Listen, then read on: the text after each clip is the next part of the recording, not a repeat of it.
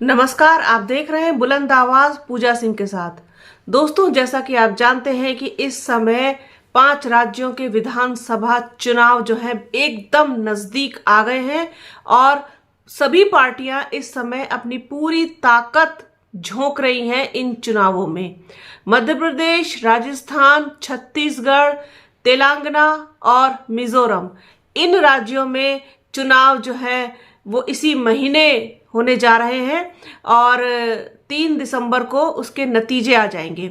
ऐसे में जो बहुजन समाज पार्टी है, इसने भी अपनी पूरी ताकत जो है वो झोंकी हुई है, खास तौर पर मध्य प्रदेश और छत्तीसगढ़ में। वहां पर ऐसा सुनने में आ रहा है कि बीएसपी जो है वो ठीक ठाक सीट भी ले सकती है, साथ ही साथ कांग्रेस और बीजेपी का जो समीकरण है उसको भी बिगाड़ सकती है।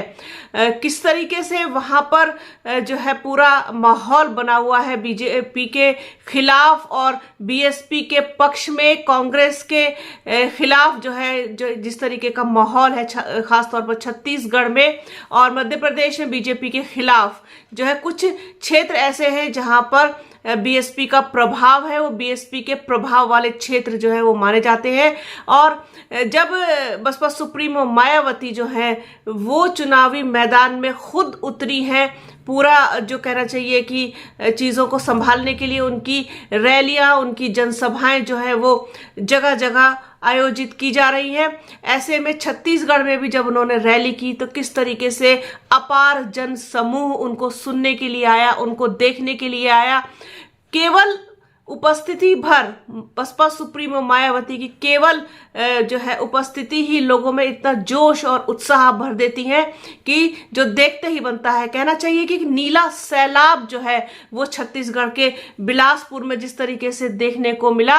आगे चल के इसी वीडियो में आपको दिखाएंगे कि बसपा सुप्रीमो मायावती ने अपनी रैली के दौरान क्या कुछ कहा और किस तरीके से इस जनसभा में लोग उनको सुनने और देखने के लिए आए। तो ये बताता है कहीं ना कहीं कि कितना उत्साह जो है इस बार बीएसपी के समर्थकों में है, क्योंकि मौजूदा सरकार से लोग संतुष्ट नहीं है, चाहे वो छत्तीसगढ़ हो, चाहे राजस्थान हो, चाहे मध्य प्रदेश हो, चाहे तेलंगाना हो। लोग बदलाव चाहते हैं और इस बार जो है बीएसपी ने कहीं ना कहीं समझदारी दिखाई है, जिस तरीके से उन्होंने कैंडिडेट्स जो है बहुत देख करके टिकट दिए हैं। तो क्या कुछ कहा है बसपा सुप्रीमो मायावती ने और किस तरीके से उनकी रैली रही है, आपको इसी वीडियो में आकर देखने को मिलेगा। तो बने रहिए बुलंद आवाज के साथ। हमारे चैनल को लाइक कीजिए, शेयर कीजिए, सब्सक्राइब कीजिए, बेल आइकन जरूर दबाइएगा। अपना और अपनों का बहुत ख्याल रखिए। जल्द मिलूंगे आपसे एक नए वीडियो में एक नए मुद्दे के साथ। तब तक के लिए जय हिंद।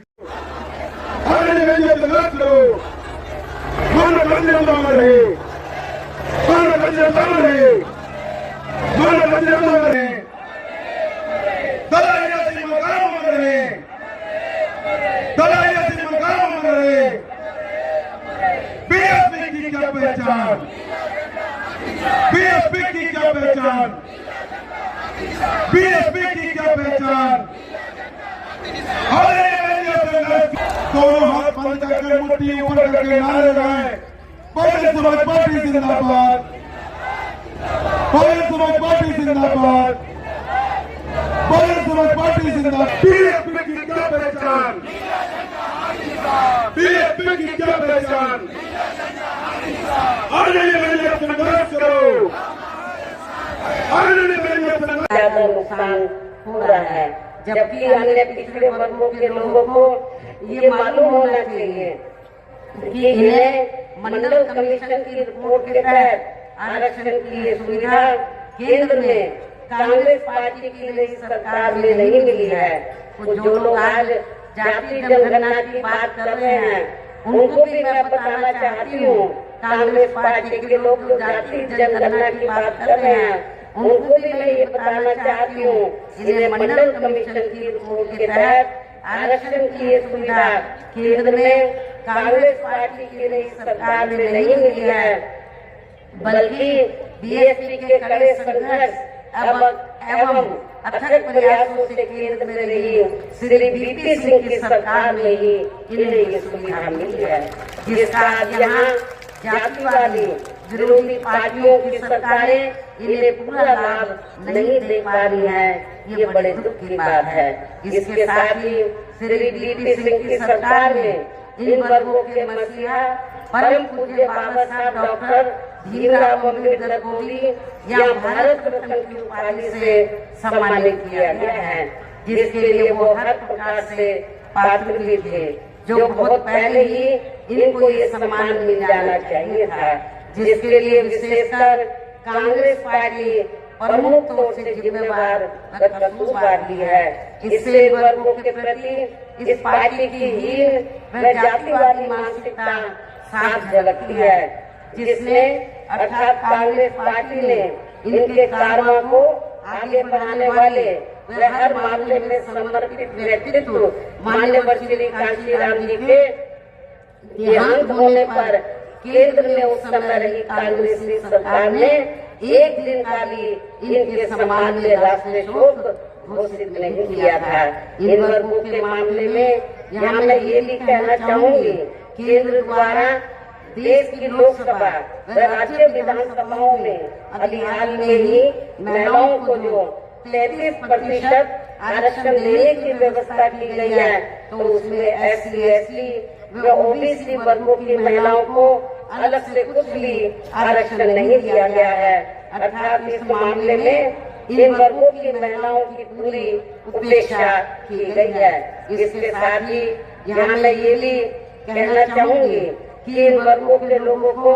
जुर्म जाति से निजात दिलाने के लिए जो भी नियम व कानून आदि बने हैं, तो उन पर भी केंद्र व अधिकांश राज्यों की भी सरकारें सही से अमल नहीं कर पा रही हैं, जिससे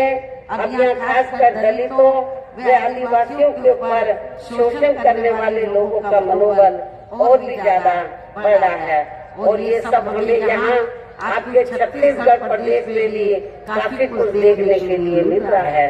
और खासकर यहाँ बेकसूर आदिवासियों को तो बड़ी संख्या में उन्हें जबरन नस्ली बता के उनका काफी शोषण भी किया जा रहा है, जिसमें काफी कुछ सच्चाई भी हमें देखने के लिए मिलती है। इसी प्रकार हमने पूरे देश में मुस्लिम व अन्य धार्मिक अल्पसंख्यक समाज के लोगों की भी हालत कोई खास अच्छी नजर नहीं आती है, जिसका काफी कुछ खुलासा केंद्र सरकार की सत्तर कमेटी की रिपोर्ट में लिखा है। इसके साथ साथ अपर कास्ट समाज में से खासकर गरीब लोगों की भी आर्थिक स्थिति अभी भी पूरे देश में यहाँ काफी ज्यादा खराब व दयनीय बनी हुई है। इनके अलावा आपके प्रदेश सहित पूरे देश में सर्व समाज में से विशेषकर यहाँ गरीब, मजदूर, किसान, कर्मचारी, छोटे व्यापारी एवं अन्य मेहनतकश लोग भी अपनी विभिन्न समस्याओं को लेकर अभी भी हमें काफी ज्यादा दुखी ही नजर आते हैं। और इनमें से किसान वर्ग को केंद्र की वर्तमान भाजपा सरकार द्वारा बनाई गई उनकी गलत नीतियों के कारण काफी ज्यादा परेशान व आंदोलित भी रहा है। लेकिन इन सबकी मुख्य वजह हमारी पार्टी केंद्र में आपके छत्तीसगढ़ प्रदेश में भी यहाँ तक की रही सभी विरोधी पार्टियों की सरकारों की जातिवादी, पूंजीवादी व संकीर्ण मानसिकता के तहत बनाई गई उनकी गलत नीतियों एवं गलत कार्य प्रणाली को ही काफी हद तक जिम्मेवार मानकर चलती है। और इस मामले में खासकर इनकी गलत आर्थिक नीतियों की वजह से ही आए दिन यहाँ पूरे देश में गरीबी, बेरोजगारी व महंगाई आदि भी काफी ज्यादा बढ़ रही है। जबकि इस मामले में शुरू से ही हमारी पार्टी केंद्र व राज्यों की सरकारों से भी हर स्तर पर ऐसी नीति अपनाने की लगातार ये मांग करती आ रही है कि देश में कुछ गिने चुने पूंजीपतियों व धनाढ्यों का विकास होने की बजाय बल्कि यहाँ गरीब व आम लोगों का ही विकास होना चाहिए। तभी फिर सही मायने में यहाँ की आम जनता अपनी गरीबी, बेरोजगारी, महंगाई व अन्य और भी समस्याओं से काफी हद तक निजात पा सकती है। इसके साथ साथ अब अपने देश में भ्रष्टाचार भी हर स्तर पर काफी ज्यादा बढ़ रहा है। जिससे आपका खुद का अपना छत्तीसगढ़ प्रदेश भी अछूता नहीं रहा है। किंतु इस सबका मुख्य कारण हमारी पार्टी आजादी के बाद से लेकर अभी तक केंद्र व देश के अधिकांश राज्यों में तथा अपने खुद के अपने छत्तीसगढ़ प्रदेश में भी ज्यादातर सत्ता यहाँ गलत पार्टियों में से खासकर कांग्रेस, बीजेपी व इनकी सहयोगी पार्टियों के हाथों में ही आने को मानकर चलती है। और इन सभी विरोधी पार्टियों को हमारी पार्टी